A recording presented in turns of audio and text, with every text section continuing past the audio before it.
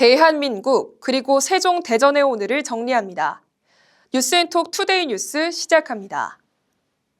차기 유력 대선 주자인 이재명 더불어민주당 대표가 대통령 새 집무실로 세종 이전 가능성을 검토할 것을 당내에 지시한 것으로 확인됐습니다.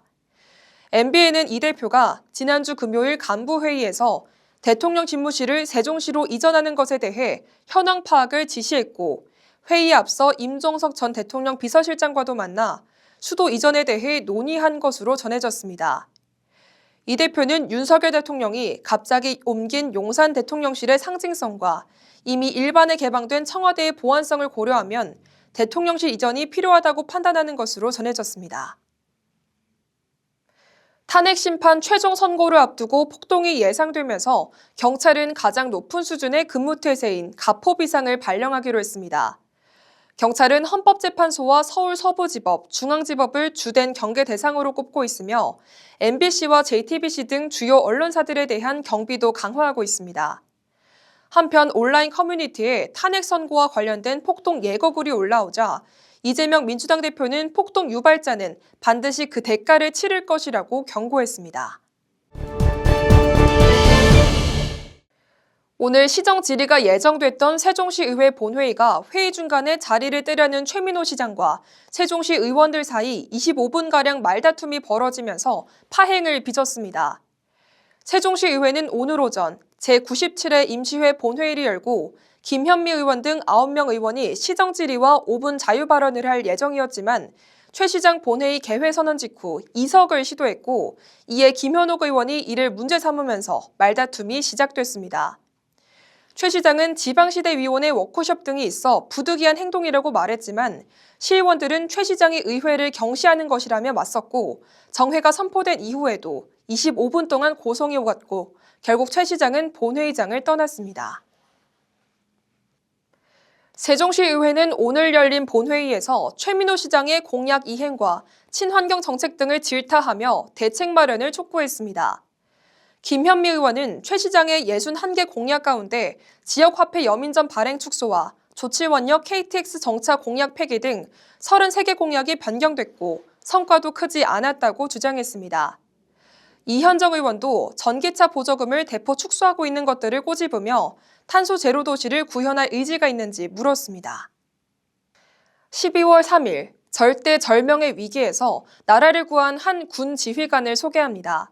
사령관에게 군의 국회 투입 지시를 재검토하도록 설득하고 후속 부대가 한강을 넘는 걸 막은 인물인데요. 충남대 학군 출신으로 비육사 최초의 수방사 제1경비단장에 오른 조성현 대령이 누군지 알아봤습니다. 12.3 비상계엄 당시 수방사와 특전사 군인들이 함께 국회 내부로 투입됐죠. 의원들을 끌어내라는 명령을 받은 건데요. 이 과정에서 한 지휘관의 용감한 행동이 없었다면 나라는 정말 큰 위기에 처할 뻔했습니다. 비육사 최초의 수방사 제1경비단장 조성현 대령에 대한 얘기입니다. 조 단장은 육사 출신이 독점해온 수방사 제1경비단장직에 육사가 아닌 군 출신으로 처음 임명된 영광의 주인공이었는데요. 바로 충남대학교 공과대학 메카트로닉스학과 97학번으로 학군 39기, 즉 ROTC에 임관한 인물입니다. 제1경비단은 수도와 대통령 보호부대인 수방사의 상징적인 부대로서 단장은 고위 장성으로 직행하는 최고의 요직 루트로 꼽히고 있습니다. 조 단장은 계엄령이 발동된 12월 4일 새벽 0시 31분 이진우 수방사령관으로부터 본청 내부로 들어가 의원들을 외부로 끌어내라는 지시를 받았다고 말했습니다. 그의 발언은 국회를 무력화시키려고 한 적이 없다는 윤석열 대통령의 발언과 정면 배치되는 것이죠. 일단 진술 자체가 탄핵 심판의 핵심을 결정하는 큰 무게를 갖고 있습니다. 하지만 더 중요한 건 지금부터입니다. 조 단장은 계엄의 밤, 나라를 구한 인물 가운데 한 명이었습니다. 국회의원들을 끌어내라는 명령을 받은 그는 그 명령이 납득되지 않아 다시 사령관에게 전화했습니다. 이건 우리가 할 수 있는 역할이 아니다. 재검토해달라고 요청한 거죠. 그리고 그는 국회로 출발하는 수방사 후속부대에게 서강대교를 넘지 말라고 지시했습니다. 만약 후속부대가 서강대교를 넘어와 국회로 진입했고 명령을 따라 의원들을 해산하려고 했다면 유혈 참극이 벌어질 수 있었습니다. 서강대교를 넘지 말라는 그 한마디는 그 밤의 운명을 가른 키워드 중에 하나였습니다. 조 단장은 후속 부대의 진입을 막은 이유에 대해 이렇게 말했습니다. 상황이 이례적이었고 목적이 불분명했다. 어떤 작전을 하게 되면 무엇을 위해서라는 목적이 분명해야 되는데 사령관은 단편적 과업만 준 것입니다. 국회를 통제하란 임무도 의원을 끌어내란 과업도 그걸 들었던 군인 누구도 정상적이라고 생각하지 않았을 겁니다. 그래서 후속 부대가 오지 않는 게 좋다고 판단했고 내게는 좀 더 고민이 필요했던 시간이었다고 말했습니다. 그리고 그는 출동 초반 군이 보호해야 할 시민들이 군의 행위를 막는 걸 보며 의아했다고 말했습니다. 훈련받던 상황과 다르다 보니 부하들에게는 군사적 행동을 시키는 것이 바람직하지 않은 것으로 판단해 대기시켰다고도 말했습니다. 헌법재판소에서 윤 대통령 측이 조 단장에 대해 거짓 진술을 하며 의인인 척하고 있다고 윽박지르자 답변 기회를 얻어 이렇게 말했습니다. 저는 의인이 아닙니다. 1경비단장으로 제 부하들의 지휘관입니다. 제가 아무리 거짓말을 해도 제 부하들은 다 알고 있습니다. 그렇기 때문에 저는 일체 거짓말을 할 수도 없고 해서는 안 된다고 생각합니다. 저는 제 역할을 수행하는 것일 뿐입니다. 아직 탄핵 심판은 끝나지 않았지만 계엄의 밤, 그의 판단은 수도 서울을, 아니 국가를 큰 혼란으로부터 막을 수 있었던 건 분명해 보입니다. 군의 명예와 나라의 안녕을 지킨 조성현 대령이 이 나라의 진정한 군인이 아닐까요? 뉴스앤톡 남유리입니다.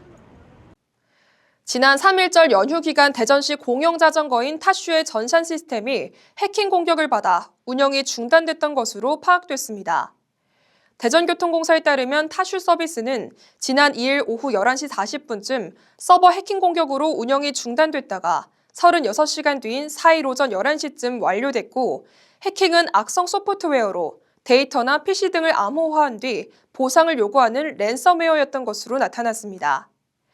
이번 해킹 사고로 개인정보 유출 피해는 없지만 일부 파일이 손상돼 42만여 명인 타슈 회원은 인증 과정을 다시 거쳐야 하는 불편을 겪어야 할 것으로 보입니다. 세계 뇌과학 주간을 맞아 오는 14일부터 16일 대전 유성구 중앙과학관 일대에서 뇌과학 축제 브레인 위크 행사가 열립니다. 먼저 14일에는 아인슈타인의 생일을 맞아 생일 카페를 열어 아인슈타인 굿즈와 명언 엽서 등을 나눠주며 카이스트 학생과 겨루는 뇌싸움 등의 이벤트도 마련됩니다. 또 15일에는 뇌에 힘주는 날로 정재승 교수 등 카이스트 교수 등의 릴레이 강연이 열립니다. 대전경찰청은 블록체인과 줄기세포 등의 사업 아이템으로 투자자를 모집한 뒤 수십억 원을 가로챈 혐의로 A그룹 회장 68살 전모 씨를 불구속 송치했습니다. 전 씨는 지난 2022년 11월부터 1년 동안 사업 투자를 대가로 수익을 준다고 홍보해 투자자 100여 명으로부터 53억여 원을 받아 가로챈 혐의를 받고 있습니다. 피해자 대부분은 IT 등의 용어에 익숙하지 않은 디지털 취약계층의 노인들로 분석됐습니다. 이상으로 뉴스앤톡 투데이 뉴스를 마칩니다. 고맙습니다.